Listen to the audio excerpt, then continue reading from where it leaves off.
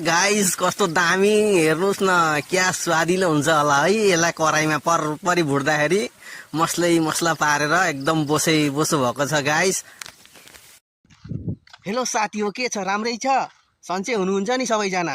र गाइस हजुरहरू आज यो भिडियो पुरा हेर्नु होला। यो भिडियो मासु लभरलाई हो, जसलाई खसीको मासु मनपर्छ त्यसले लास्टसम्म भिडियो हेर्नु होला। र गाइस के तपाईँलाई मनपर्छ खसीको मासु? कमेन्ट पनि गर्नु होला। र गाइस भिडियो स्टार्ट गर्दैछु। गाइस सुन्दा नराम्रो लागे पनि यो कुरा सत्य हो। हरेक चिज जन्मेपछि मर्नै पर्छ र यो खसीलाई पनि के थाहा यसको पनि मर्नै पर्छ भनेर।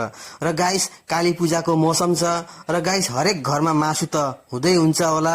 गाइस हुन्छ केटाहरूले एकदम रेडी पारे एकदम टुक्राएर गाइस देख्न सक्नुहुन्छ।